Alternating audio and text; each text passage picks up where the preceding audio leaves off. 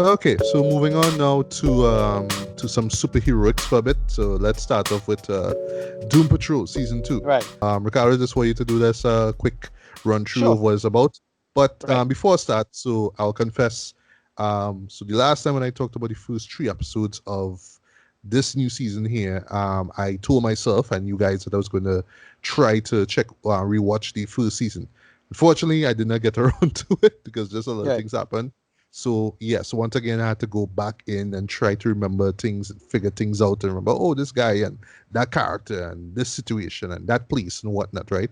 So yeah, it was challenging in terms of that, but because Right. I know the vibe of the show going in, I was just like, all right, I'll just trust the show enough to at least tell a decent enough story. So even if I don't remember everything about it, I'll still be, Right. I'll still be intrigued and as to what's going on here. But did it work though? Did it work overall? Well, I'll get to that in a bit. But Right. Ricardo, what is in a nutshell season 2 of Doom Patrol about? Right. So season two, they continue straight from the events of this is one. They get their ass saved, and you kind of find out the big the it it builds itself off of the one of the big events or the big reveals of uh season one, which is Niles has a daughter, right? Yes. And what they decide to focus on this time is, well, the basically her arc. And I wasn't feeling this season until that final episode, right? And then that final episode kind of duped as well. So here's the thing: I did not watch over season one as well, and I cannot Mm. remember why these characters got so small. I think it's because they were in the painting. I think so. Cause Right. if I'm not mistaken, this is how well the last season ended, right? With them Yeah, I being vaguely trapped there. remember this. Right, right. So they got out the painting. The other two, well, oh gosh, I forget Alan Tudyk's character name. Oh, He's that would he's be oh um gosh, that would be Mr. Nobody. Mr. Noble, right? His character is Yeah. still trapped in the painting. They is still in the painting, stuck with his. Well, he had a colleague as well. I forget the colleague name too. Sad. And basically, they focus on this season. They focus on the daughter, almost entirely on the daughter, um, where it's all about apparently the daughter have imaginary friends and powers. She have a kind of similar power system to how Jane does work, kind of, but a little different. And this one focuses a lot on um, there's all the women. I think they focus a lot on the women. I think on this one. So the daughter, they focus on the actress. Yeah, I they, forget. they, they focus on Rita. Yeah, and then they focus on Jane a lot. Jane had a big arc. Yeah, yeah, yeah. It took me a while. Like Jane's arc was the most aimless until the last reveal about her, and then I was like, oh shit. That was like, oh, I now understand what the hell going on here. Yeah. And then that's pretty much it. And they all these three characters they focus on. And well, Cyborg has a little side thing they do, but the woman he gets involved with a woman, and that woman is her arc. Really, it's all about. And Mm. then Larry Trainer, well, Negative Man, he has a lot of stuff to do with his family and his mostly his children and memories and regret and all that stuff like that, which kind of dragged, but still was pretty good stuff. And yeah, that was pretty much it. It was, well, starts off with the daughter, and her power set is kind of strange, but she has somebody called the Candleman, I think, The or candle Candle maker. Yeah. Candlemaker, right? And he was like kind of controlling her. He's kind of this big devilish kind of figure, similar to that big bad guy from Suicide Squad Oh movie. oh gosh, with oh, Yeah, you okay? I with thought he was gonna talk about Enchantress, Raven. no, Right, right. I Enchantress thought he brother. was gonna talk about Raven father for a bit or something like that. No, no, no. Well, no, is no Enchantress brother. Can't remember that. All right, that figure, right? Yeah, yeah, It's Suicide Squad. Sorry, right, we kind of forgot, right? right. And yeah, that's pretty much it. Just focus on these 9 episodes, and they keep it's a character driven season, right? I'll say, well, before I want to start, I just quick mentioning this season is weaker for one real simple reason: no Alan Tudyk. Thank you. No Alan I Tudyk. thought I was the only one who was thinking that. Yeah, Alan Yeah. Tudyk. Alan Tudyk, um, you know, his commentary was like so clever and funny and made it Yeah. work. So that's why I was like, nah, wait, that kind of hold back the show, but it didn't kill the show, nothing. It's just like it's different now. It have a Mhm. different tone to everything. It's a little dour, but it still work. As I said, I wasn't feeling most of the arcs, like, especially like the one arc I thought was not going anywhere, and then they revealed what the ending was about, and that was Jane's character and what she was about. That was Right. interesting. That was actually Mhm. like legit interesting coming down to the end there when they revealed that.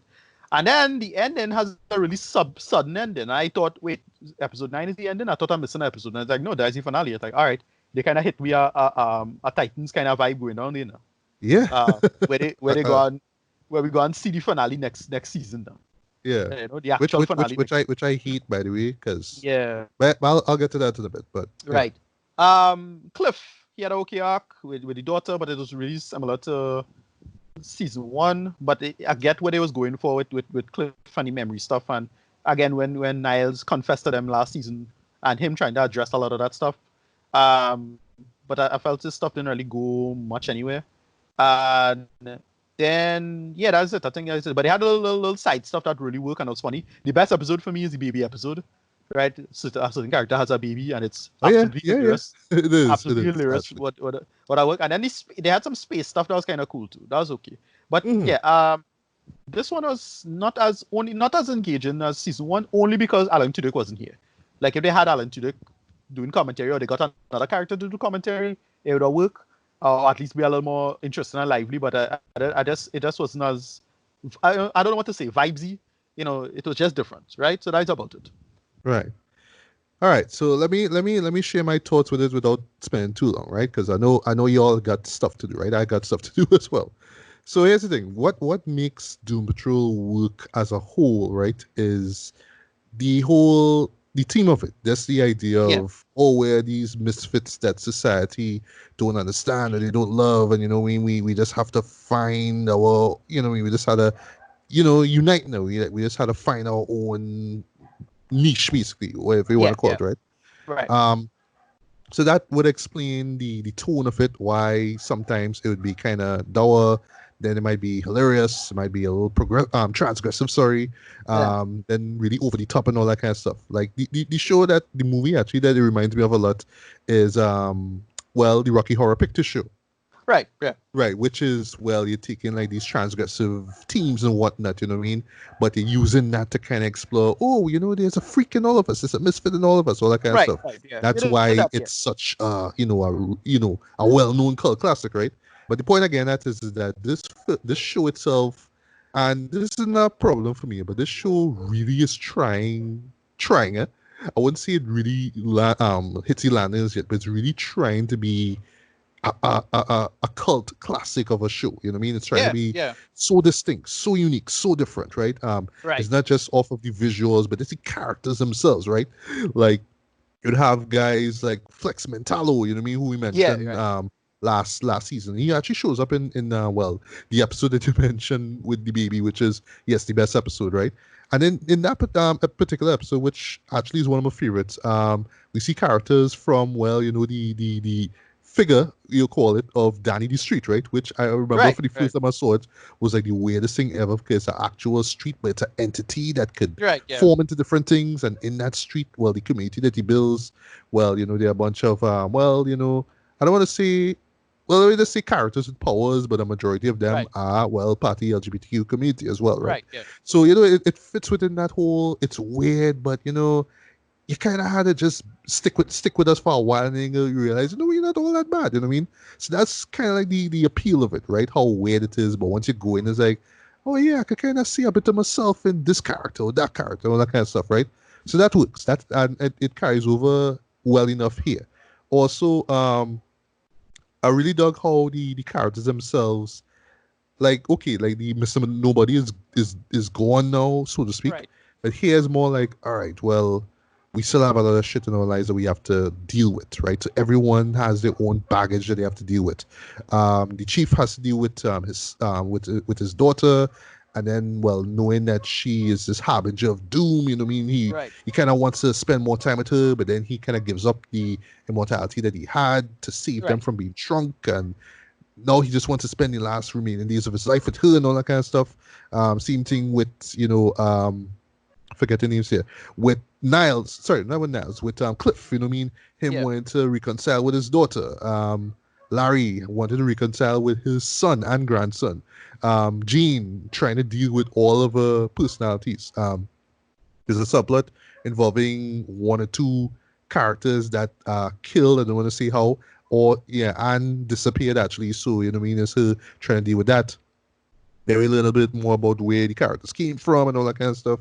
So yeah, in a nutshell, and but the one that I felt kind of didn't go anywhere was the one with Rita, because it's this Right. thing involving her mom, right? Who we learned in the first season was real pushing her to be this big actress, and they give us this reveal of her mom, and it kind of shatters her and all that kind of stuff. Right. How she finds out about it is in that same episode that we talked about, and Right. yeah, it's some weird, insane stuff, but it works. Right. But the aftermath of it is where things got really, really weird. But overall, very entertaining. I really don't want to spoil anything beyond that. But yeah, to me, this was the weakest arc. And have Right. and it kind of went on with her being involved in a play, but she was going to play the character that she actually is, you know what I mean? And what happened in a particular town, I think is near the end of season one. So it kind of just went there, right? So that's what it is. But a dog that the show is just like, all right, cool.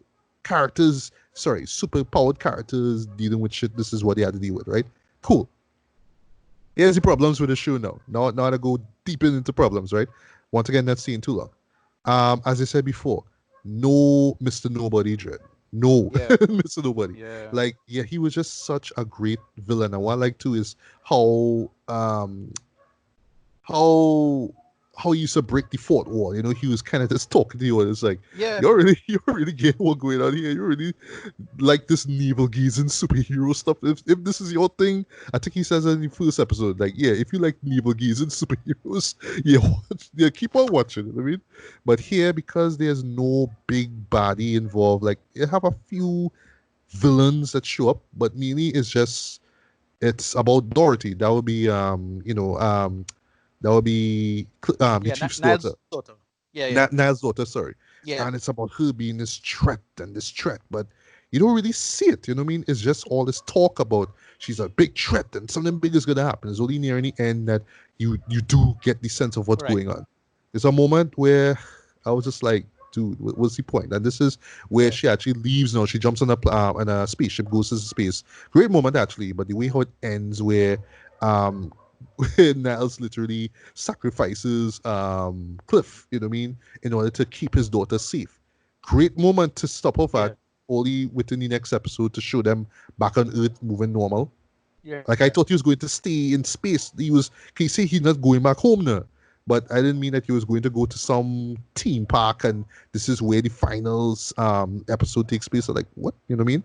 Yeah. But yeah, but really, really, what brought this episode, what brought the season down for me was just our overall lack of focus. It just Right. felt like it was just trying to tell a bunch of stories without really having something central. Like, okay, if it's about Dorothy, let's see Dorothy undergo this transformation where she becomes, this Right. big thing that everybody talking about. Like, cool, you have this stuff with her and the candle maker. That will be this entity, this imaginary friend inside of her. I get that. And then you have like a moment with her against Jean and all that kind of stuff. That's fine, but still, it just kind of came and went for me. And Yeah. talk about this show Dragon Boy. Oh my god! Yeah. Like for Drug. 9 episodes, boy, it drug. It really, really, really drug, Yeah. though. And once again, I get it. It's not about the superheroic stuff. I get that, but still, you have to have some kind of. You have to have something in it for me to be like, okay, if they don't do this, then yeah, all hell breaks loose now. And that's another thing. There was no real sense of urgency, right? It was just like, all right, well, 1 minute Niles is there with his daughter, then they go on. So okay, now we gotta deal with our stuff. But it was never like, all right, if we don't get these guys back or if we don't get Dorothy back, then something's bad gonna happen. They just kind of had all these little side stories playing out, some of which work, others don't. But overall, when it just kind of comes together, it's just like too little, too late now. And that leads me to the final episode. By now, Yeah. I did my research, right? I did my research. This was supposed to be a 10 episode run. if I'm not Right. mistaken, as opposed to the 15 from last season. But because of COVID, they had to cut things down to 9. All right, Okay. I get that. Okay, cool. So you had your ninth episode. Now this is the big confrontation. This is where, Dorothy unleashes her powers and all that kind of stuff. But the way how it ends is just so anticlimactic, but it's just like it just stops at a particular point. So sudden. As even worse with the last shot, which I just had to groan at because I don't want to say which character it involves in, but it just so cheesy. I just took my out the show immediately, but I just left a bad taste in my mouth, to be Right. honest. But really, the why I really didn't like that episode at all, and why I felt that it, I mean, it was just part of a overall underwhelming season. It's just that it just kind of, it was just like this slow pace that just kind of led up to this point and no payoff. Like we Right. get to the Yeah. point, get to the moment that we want to see, but oh, it's done. So Right. now we have to wait till whenever to see what happens next. Now, Right. I know they probably film a majority of the stuff before COVID, right? But at least if you had a story that was going at a particular pace, at a much faster pace, I should say, not too fast, and you had a point to what was going on, I wouldn't have felt like I was just watching things Right. happen. I was watching characters Right. go through the emotions, and Yeah. it's only like in the last two episodes where things now start to pick Right. up. You know what I mean? And that But to that me that was is what was the letdown of this whole season, man. right. That's the sad part about the whole thing is that it just they risk. I just think we just didn't get to see the ending. Because I really liked what he was doing with with the stuff because clearly he was kind of doing a kind of carry paradigm with Dorothy. Her quote unquote growing up and or something happens to her is the impetus for destruction. I like that. Right. Yeah, I like that. I find that that's a good concept. And then when they reveal what's going on with Jane, uh, with the well the quote unquote the girl in Jane, I was like, oh shit, that is what they're doing. All right, I like that too. So yeah.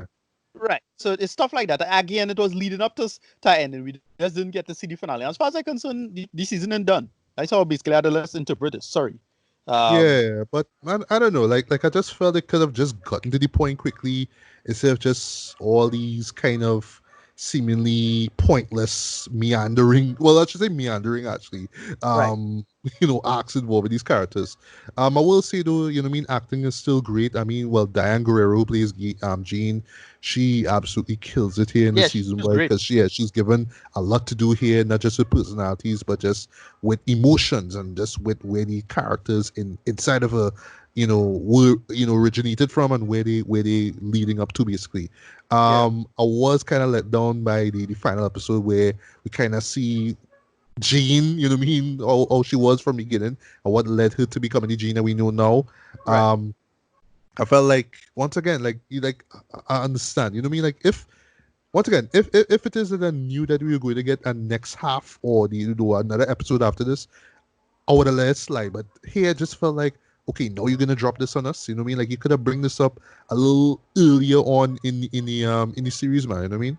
So as a whole, right before we get to your last thoughts and rating, um, I dug what the show was trying to do as far as the formula goes.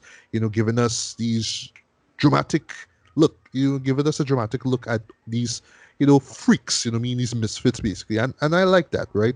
But it has to be more than that, right? There has to be a story. There has to be some kind of conflict. There has to be some kind of big threat. I mean, as far as this subgenre of like TV shows go, right? I didn't Right. really get that here. Dorothy was just here, there, doing stuff, and there's just this little threat. This, oh well, maybe I mean, if we push her, eventually she's gonna become this. And then it's like, you're just waiting for the moment. And when it happens, boom, yeah, it just stops. It just Right. stops, right? But characterization is good, acting is great, cinematography great. I mean, this is still a very well looking, very very gorgeous looking show and whatnot. Music, I mean, kind of retro 80s music works for this type of show. Once again, cult films. This is what we're going for. Other than that, though, I still found this to be a very underwhelming season.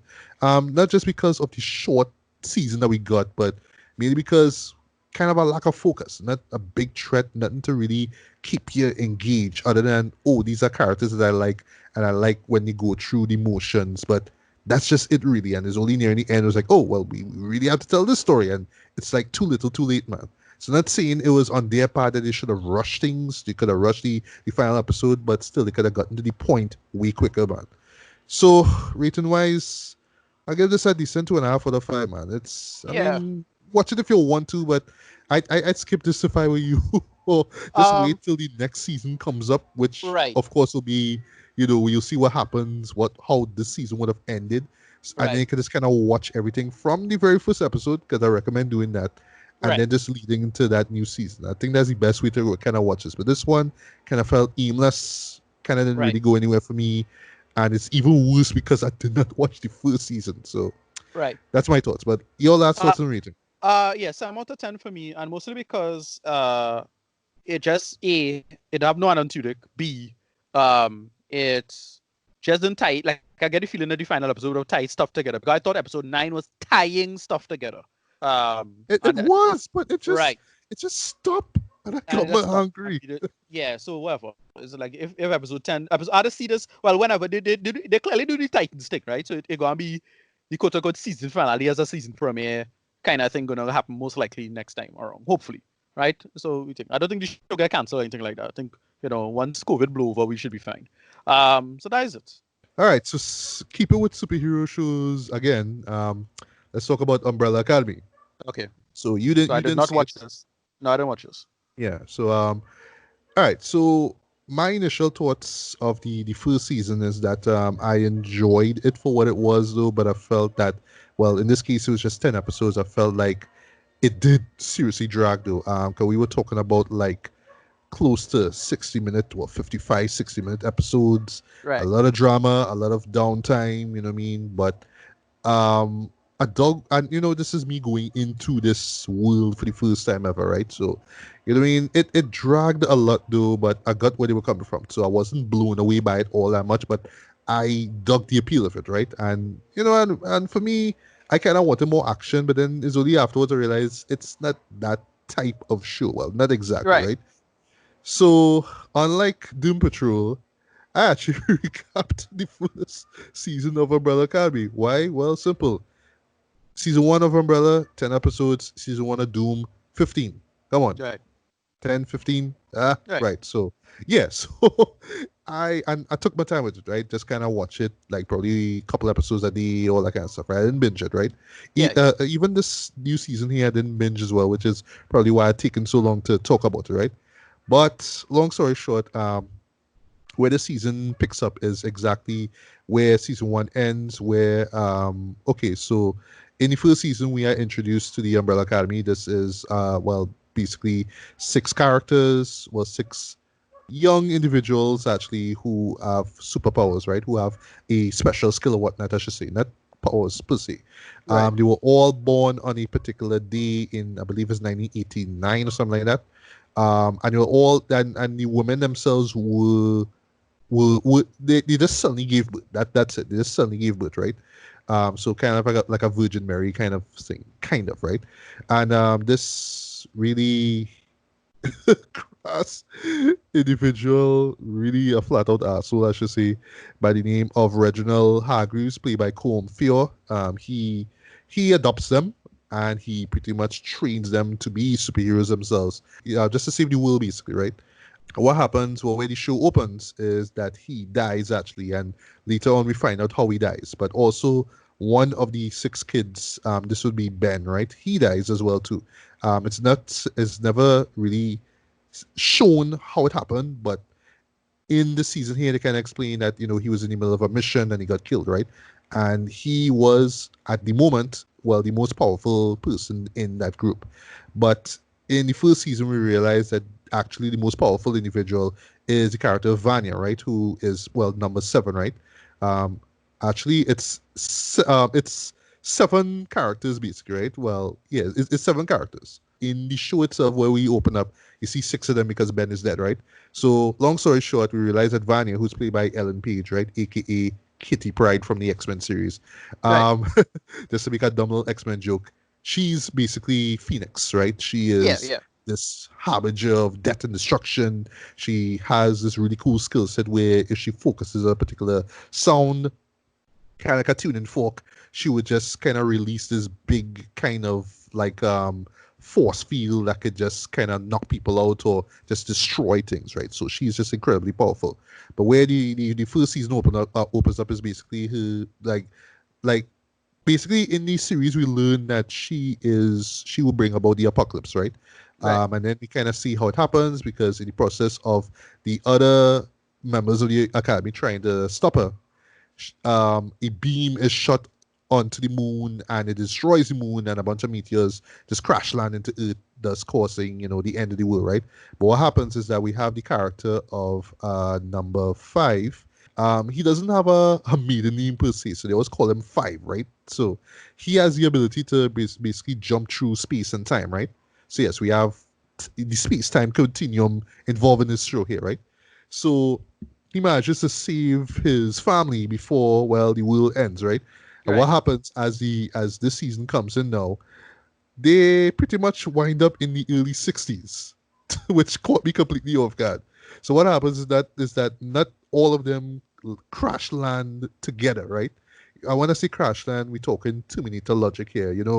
Big portal in the sky. Characters drop down to the street, right? That's what we're working with here. This season has a lot of time travel tropes and references to shows based on time travel, right?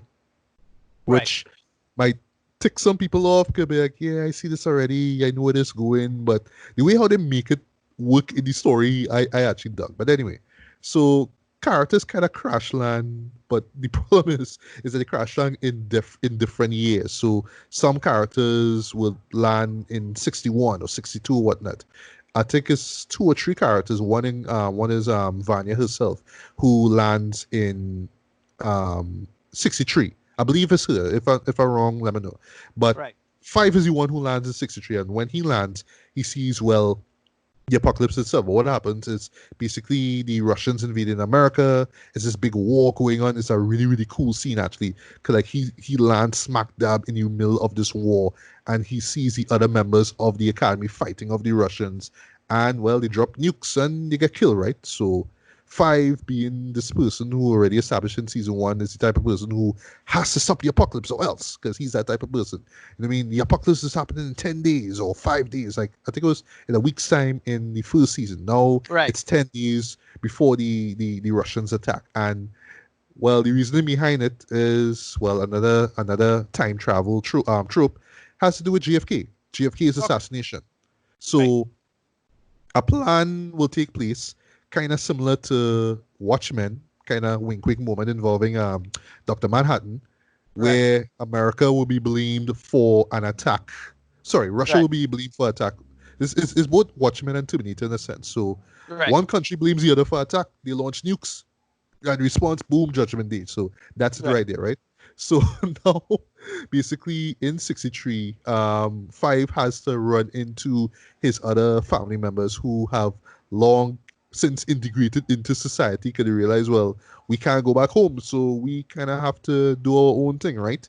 And well, eventually he meets up with all of them, and it's like, okay, now we have to do this thing. But on the one hand, now the group that he worked with, which is called the Commission, these are basically this company that this corporation that deals with the space-time continuum. They make sure that everything runs smoothly.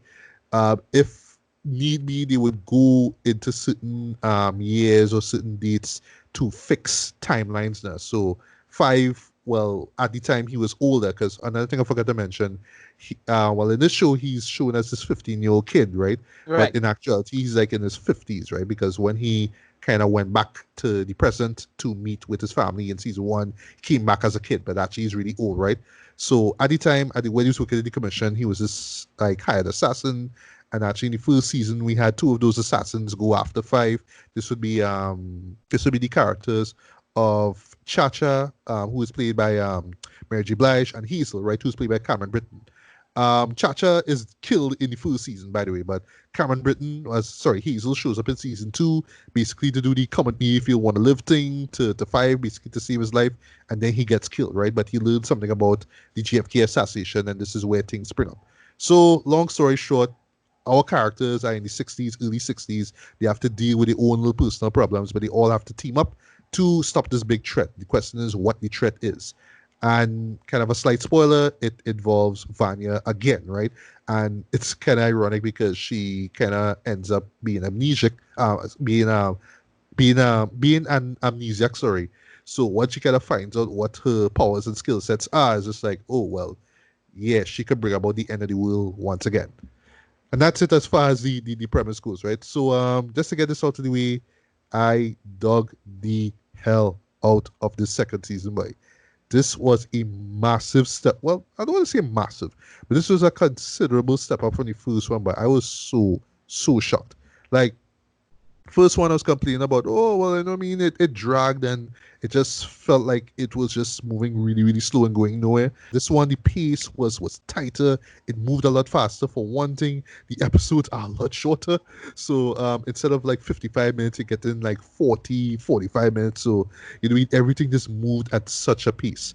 And what I love too is that it wasn't to the detriment of really what the show is about, because like Doom Patrol, it's about the characters themselves. It's a very character driven story. Yeah. It's about, yeah, you know what I mean? I have these powers, and our dad was a dick. Like he really was a dick. Like almost to the point that you wonder why he adopted them to the first place. Because he just kind of, he wasn't like torturing them or anything like that, but he kind of subject them through a bunch of just mentally breaking them down now. But in his mind, he would be like, well, you know what I mean? You have to be strong, you know what I mean, and all that kind of stuff. But at the end of the day, the man was a dick, right? But you've really felt it for Vanya's character, because at first you're wondering why she's so sheepish, why she's always so quiet, right? And it's basically because, well, Reginald told her and kind of conditioned her to believe that she had no powers. It was even to the point that he didn't even have her go on missions with her family, basically. So she was Right. just meant to believe this lie that she didn't have any powers. It's only when she realized that she have it, it's like, well, it's serious. Hence the whole Phoenix thing, right? Um, and yeah, it pretty much happens again, but in this case, they spin it very well though, especially with the character of, well, sorry, with the actress herself, Ellen Page, because what they do, they have a really great subplot, I must say, involving her being saved by this woman who owns a farm, and well, they kind of have this relationship together, but she is married, and her, well, eventually the husband finds out what's going on. And if you think about the time itself, it's just like, oh, you know what I mean, it's a disease and all that kind of stuff, you know what I mean. Well, her being in love with his wife, basically, right? And that's even worse now because, well, Vanya, right? So Russian, right? Yeah, because she was born in Russia. So the whole 60s stuff, Cold War, communism stuff, it's there, right? But in the context of what's going on with her character and this woman, I thought that was great. I actually Right. really love that subplot. And where it ended though, I really dug that as well. There's also she also has a, well, sorry, not Vanya, but the woman has a son who's autistic, and they actually work something around him where he may have powers as well. And I don't want to spoil anything beyond that. But yeah, I thought that as far as arcs, story arcs, everybody's arcs was, as far as the main characters, I dug every arc in this. From Luther, right? He is number one. He's Space Boy. He is this kind of hulking kind of character. Not so much like a Hulk, but he has like proportionate. It's almost like a ape torso he has, right? And it's in the first season you learn how he got that body. Basically, Reginald injected him with ape, genes inside of him, basically to save his life, right? So yeah, he has the proportion of an ape, but he's a man, basically, right? He has a great subplot, basically involving him being this boxer working for this shady mafia guy, right?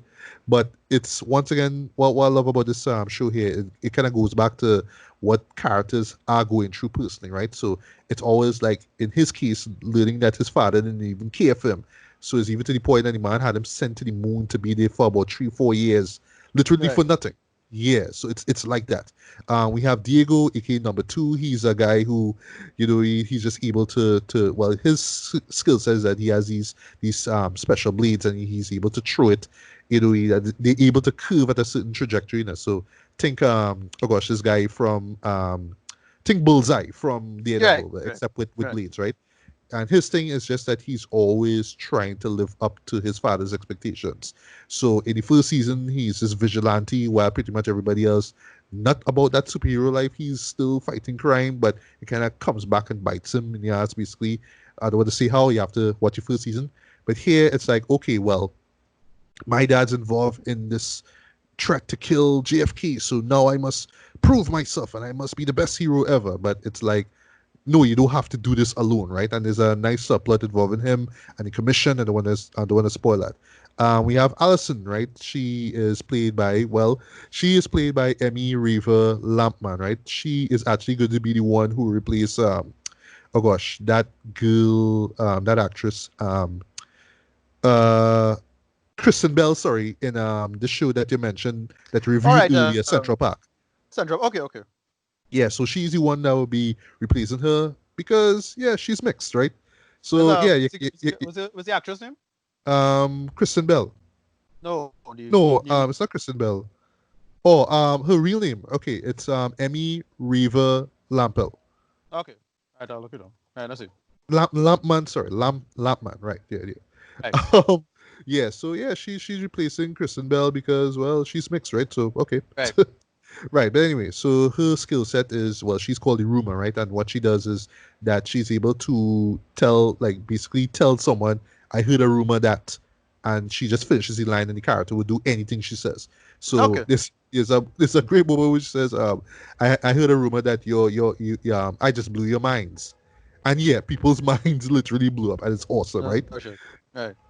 Yeah, it's kind of a weird skill set, but they make it work, right? In terms of this show. Right. Okay. But what they did here, well, it's a nice little setup on the first season because well, she had a white husband and she had a mixed daughter, right? And because well, she was an actress actually, right? But because the husband found out that she used to tell rumors to her daughter, yeah, they pretty much split now. So it's just kind of her trying to deal with that relationship.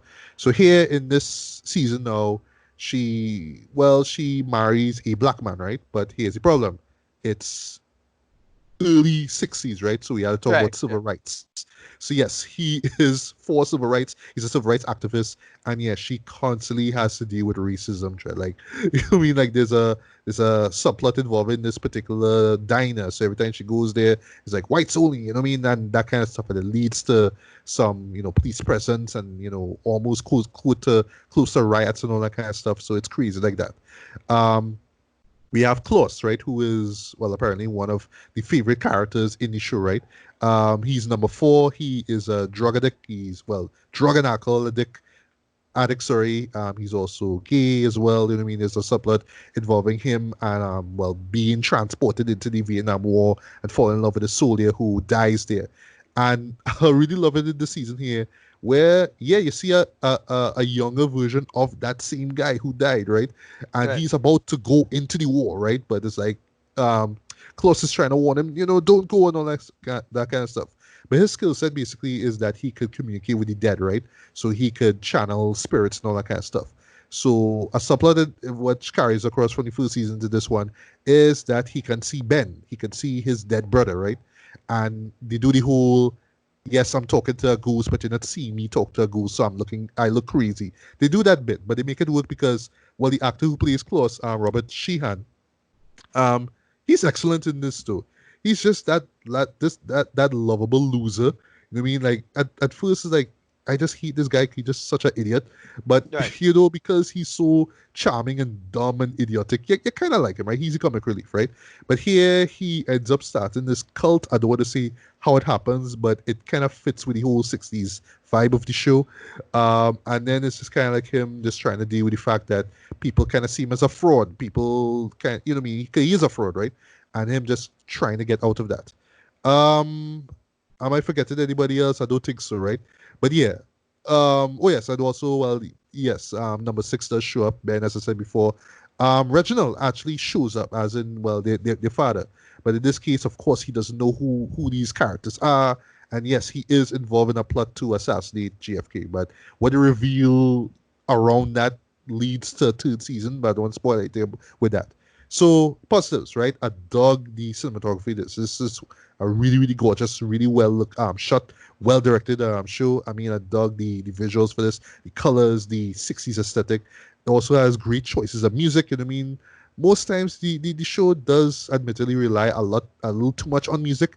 Like every fight scene must have music, or every Right. action scene must have a Billboard hit song or whatnot, right?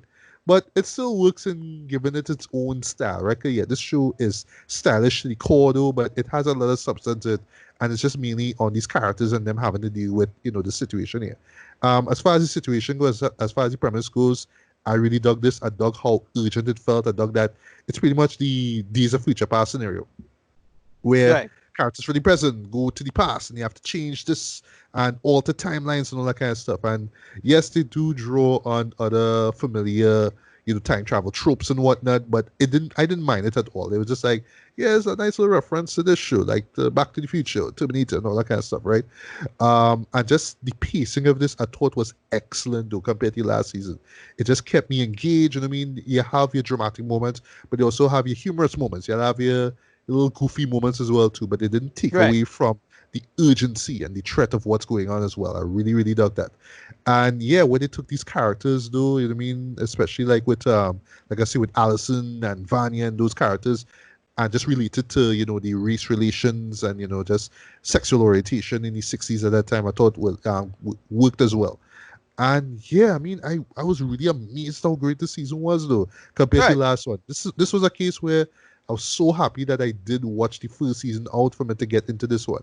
I will say though, you don't necessarily have, like, if you're watching first season, you should be able to kind of catch up on what it is, what goes on in this second season here. You don't have to do a deep dive like I did, right? And it's great too because the show does ever so often kind of show you little hints of, hey, this is what happened in the last season, so you don't have to worry Right. too much. But if you haven't watched the first season at all, if you're going into the show blind, yes, you have to start from the series premiere onwards because it only makes sense. And Okay. yeah, I was really stunned at how great this was. It actually made me really love the show even more than I did well, the first time. I mean, first season I was like, yeah, this all right, this fine, but this not. Now I'm like, yeah, I really dig this. I really really dig this. So yeah, I don't know when we're gonna get season three, but last thing last before I get to rating, where they stop the season at, yes, it is very familiar of a certain time travel show. That's all I will say. Right. It's all I'll say without spoiling. It's it's related to a movie that had an alternate ending that dealt with a character who had to go back to the present, but it didn't play out the way it did. That's all I'll say without Right. spoiling anything any further. They do that. They do that in this one, in the finale, but they had a particular twist to it though, and I was like, yeah, this, yeah, yeah. Right. Oh yes, the last thing last before I get to return, the VFX, the special effects for this, top notch for a Netflix show, I should say, for a TV Right. show. Yeah, it has some really really great special effects. Almost like, yeah, it's almost like you're watching a movie, right? So yeah, I talked long enough. I'm giving this a light 4.5 out of 5. Man, I was just really blown away by how this show stepped up. Though I was really amazed. So Right. yeah, this is up there as one of the best, I should say, seasons of a TV show I've seen all year, man. So yeah, Ricardo, if you're not on board, boy, now's the time. Now's the time to get Okay. on board with Right. Umbrella Academy. Yeah.